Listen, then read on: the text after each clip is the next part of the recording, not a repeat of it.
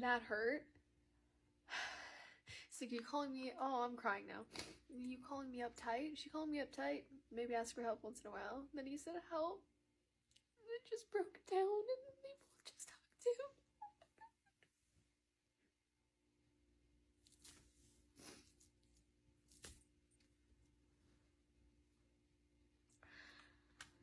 Oh my god. What? This is episode 4? That's insane. How is this only episode 4? So much has happened. Oh my god. I have finally decided to brave watching the gay firefighter show, 911. So here's me starting season 1, episode 1 of 911. Eat some nuggets, get some perspective, and get the hell off my line. Iconic. Truly. That was amazing. Did this man really did they just end a scene with this man saying to a priest, some are sex addicts, and then cut to Buck? Did that just happen? Hang on. Wait. What? That was exactly what I thought it was. Is this why they call you Fire Hose? No. I don't know about that one, buddy. I love his energy so far. He has the golden retriever energy going on right now. But that comment, Buck, why? Buck calls Bobby Pops Dean Winchester. The heartbreak in his face when he said, "This is not a family." Oh, cheers. I don't know anything about Buck, so if I say any observations and you guys know it's wrong, give me some fucking grace. I've only seen a bit about the show from on social media, from the fandom being in shambles over Eddie and Buck. Buck has some family issues, or some abandonment issues. Either he doesn't have a family, or they're just shitty. That's what I'm predicting about Buck. That poor kid. Buck is just doing his best. There's the ADHD energy there. I sense it. He almost just went in with the hammer. Buddy. What a silly guy. Oh, yeah.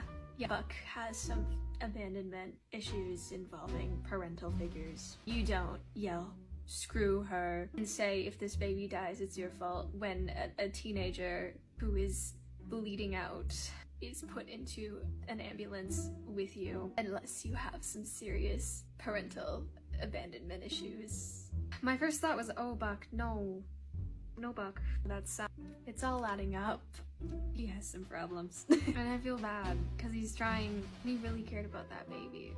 But yeah, being hostile to the teenager who just gave birth because the teenager flushed the baby. Yeah, Buck's got the ADHD. That is an ADHD boy right there, for sure. Also, the Dean Winchester energy too, honestly. Chopping the head off the snake and then flirting with the girl that was choking, that is such a Dean Winchester move. This is why Supernatural fans love this show. But you know what?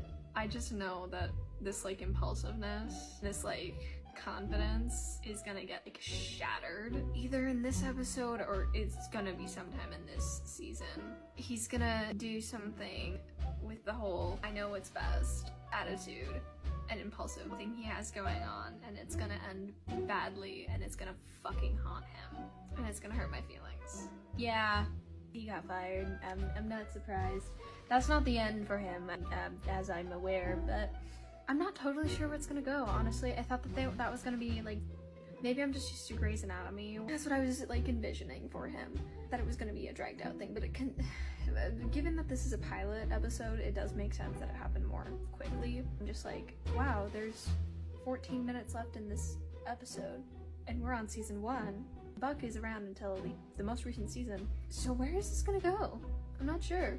Either he's gonna get a job somewhere at a different fire station, or he's gonna do something to, like, this heroic thing to make up for what he did and switch around his attitude and prove he's capable of change. Like, it's one or the other. I feel like it's gonna be the second one. That one would make more sense and have, like, more to build off of, really. He saved the day. My brain is blanking on her name, but he did work with that cop that he fucked up with earlier. And now they're doing good, so that's nice.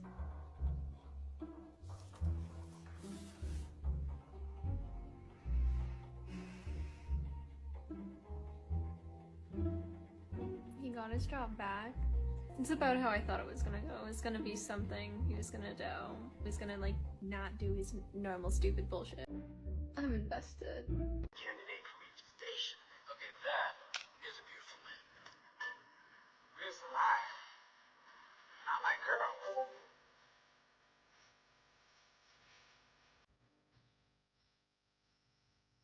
The hell is that? Steady Diaz, new recruit. Graduated top of his class just this week. Guys over at Station 6 for time and a half, but I convinced him to join us. What do we need him for? He served multiple tours in Afghanistan. This is an army medic. Guy's got a silver star. It's not like he's wet behind the ears. Come on, I'll introduce you. Place to be called igsh. Wow, silver star. Better drop some more body fat there, Butch. You're joking. Episode 2 of 911, let's fucking go. Let's see what kind of shenanigans they're gonna get up to. Ooh, we're off to a great start. Ooh. Buck just failed to save someone from the roller coaster. This is gonna be a rough episode for him, isn't it? I love Hen and all her animal facts from both the first episode and this one, with the snake in the first episode and the dogs in this one. I'm pretty sure Hen's a lesbian. She has the lesbian energy.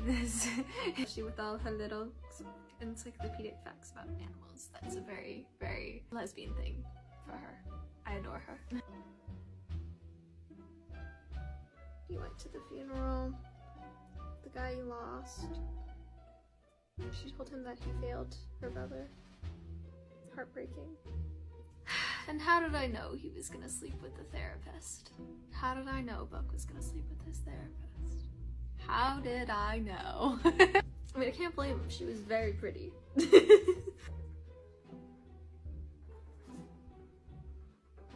Okay, first of all, the sister having a conversation with Buck, very sweet. Buck realizing he has intimacy issues and trying to stop the pattern. Good for him. Athena's daughter overdosing and it ending with her saying, "I think my daughter's dead." Ouch. Ouch. On to the next episode. It is almost 1 a.m. We're on episode 3 of 911. Oh dear. It's getting rough already. All that stuff with Athena and May was rough. That hurt my feelings. And now Chimney's about to propose to his girlfriend, and I don't think it's gonna go well. So, I'm mentally preparing for the second-hand embarrassment after the emotional distress. Because Chimney, my guy, you deserve better. Like, in general, he wasn't even himself. They made up everything about their relationship and who he is as a person. Chimney, you deserve someone who loves you for you. Don't. Oh my god. Girl. Please. That was rough. She's like, oh yeah, I cheated on my last fiance. Maybe that's a red flag, Chimney. That's all I'm saying. Okay. First of all, Bobby did have a point. Second of all, why did I kind of want Bobby and Chimney to kiss? Third of all, interesting that he is the mysterious brooding type, that Bobby is the mysterious brooding type, and they don't know anything about his life. I mean, it makes sense, given the history that we learned about in the first episode, but, now Chimney was in a car accident, and it was a bad one. I hope he's okay. I will not be okay if he isn't. He has a pipe in his fucking head. What the? Oh, don't let Chimney die. Please. Also, Bobby's saying because you are the— what is it? How come I'm not dead? Because you are the luckiest and the unluckiest son of a bitch on the face of the earth all at the same time. Yeah, so can Bobby and Chimney kiss? I don't know.